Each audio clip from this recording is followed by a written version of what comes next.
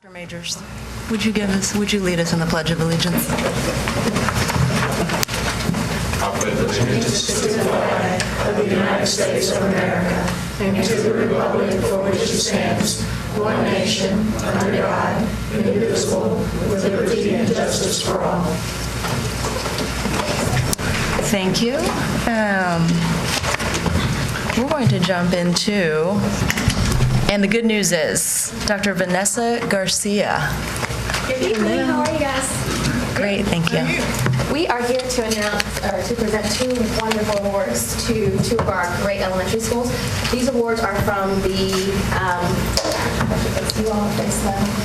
this is from the Education Consumers Foundation, and they are given to the top schools with achievement gains. And so out of 1,400 elementary and middle schools, we have the first and second place in our district. So I'd like to present these two awards. First place goes to Sue Clark at Glendale. So Sue, come on up.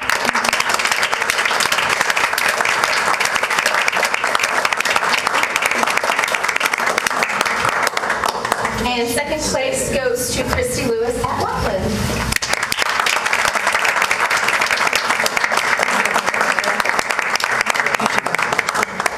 We'll do a picture. Yeah, we'll do a picture. I'll do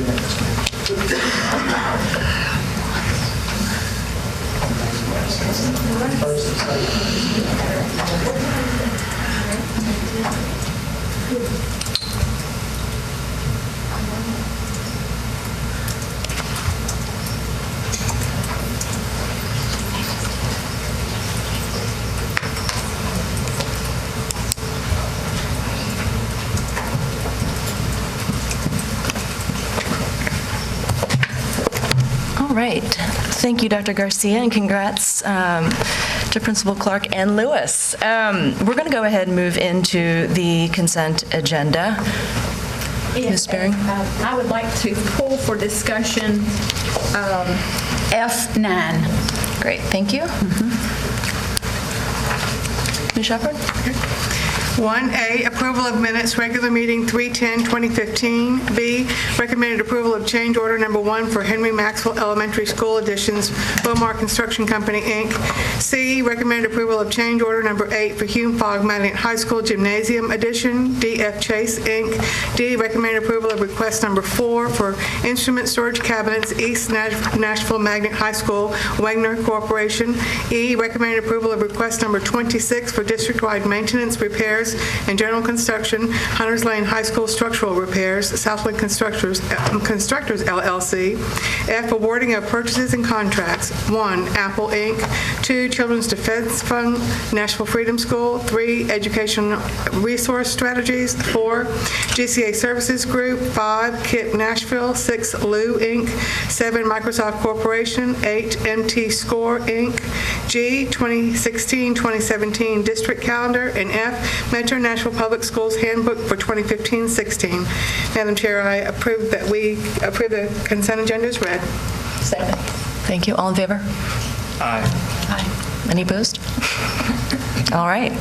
Terrific. Ms. Baird? Yes, I'd like to hear someone explain what the services are that we will provide to the ASD according to this contract.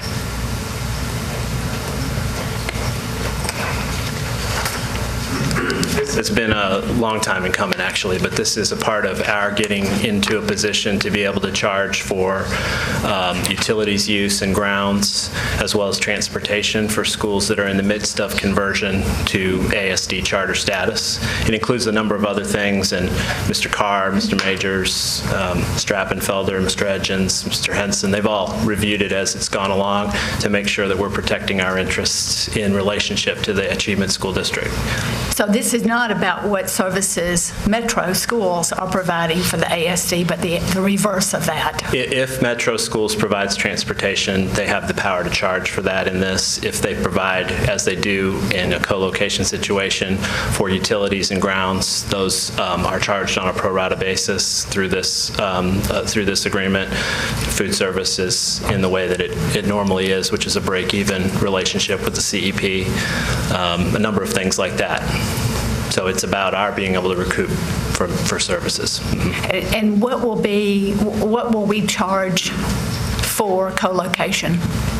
The co-location rate is $3.06 with a 2% per year escalation clause, and Mr. Edgens went through and calculated based on our budget and the number of square feet that we maintain district-wide, what the utilities costs on average, grounds costs on average, et cetera, are in order to come up with that figure. Okay. All right, thank you. So, yeah, if there's no other discussion, Anyone want to make a motion? yeah. Okay, I move that we approve F9, the Achievement School District contract with the ASD. Thank you. All in favor? Aye. Anyone opposed? Approved, as read. All right, recommended approval of revised 2015-2016 fiscal year budget. Ms. Shepherd?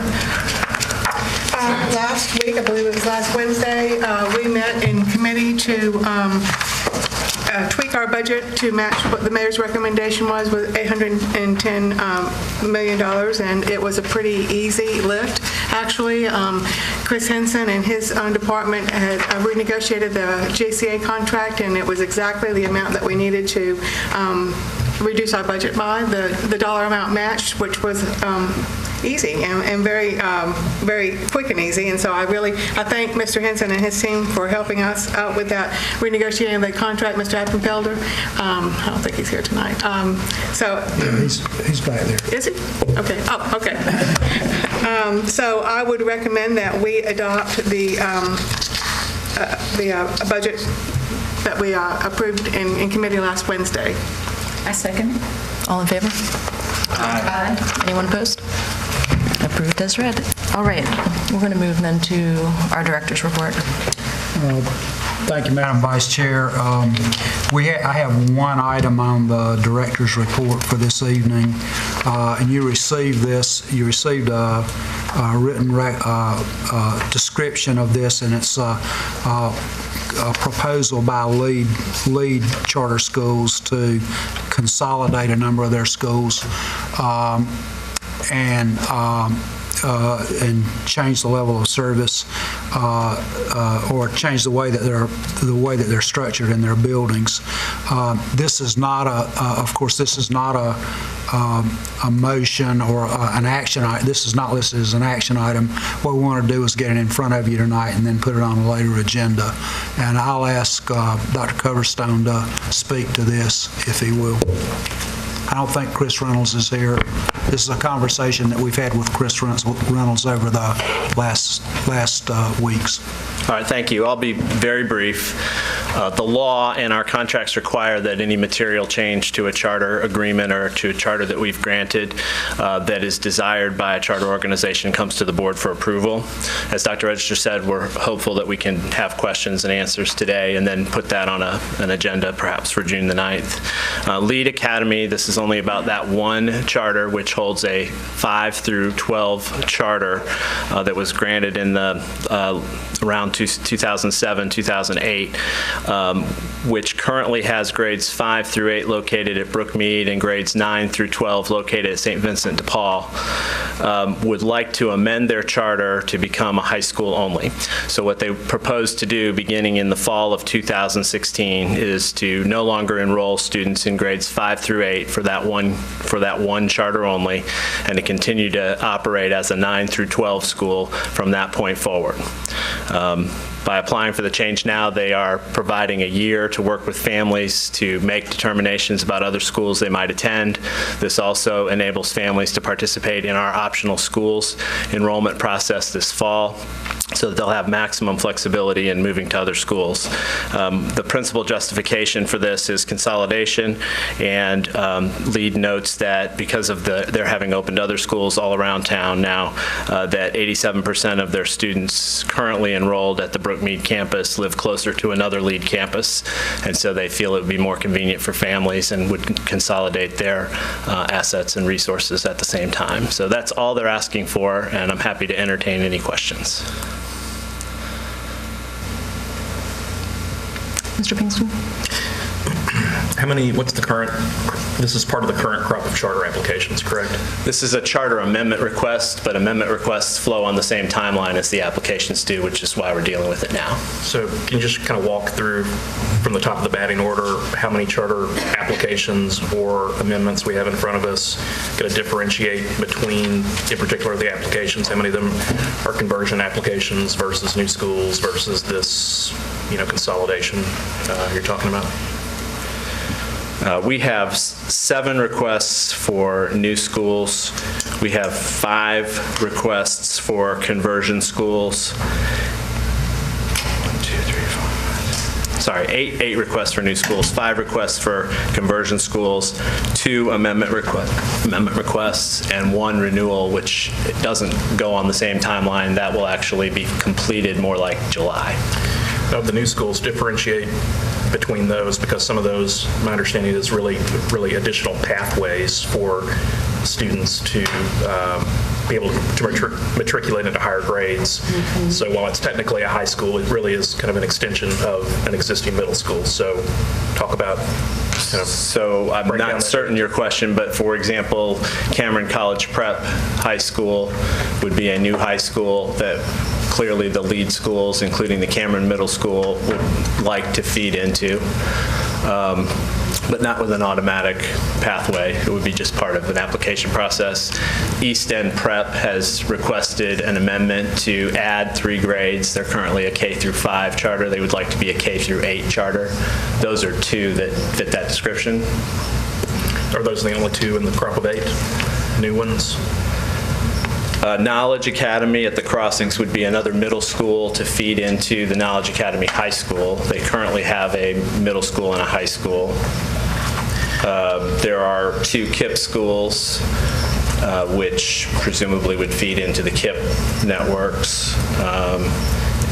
And then there are, the new rocket ship schools are elementary schools, so they feed anywhere. They don't feed particularly past that. Before, when do these recommendations come to us? June 9th?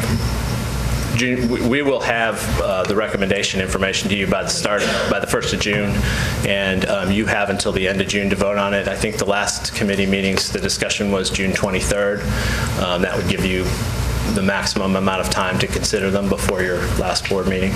Can we go ahead this week and get just a 1-page description, thumbnail language of each application? Because I've got them, but in some of the cases, the applications, there's 20 documents inside a file, and there's hundreds of pages, and it's unwieldy. So it'd be nice to just see a snapshot description of each application from your perspective. I'll be glad to resend this one, and I also have it to hand out if you'd like to see it tonight.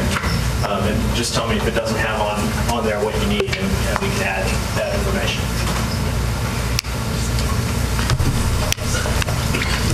Ms. Berry?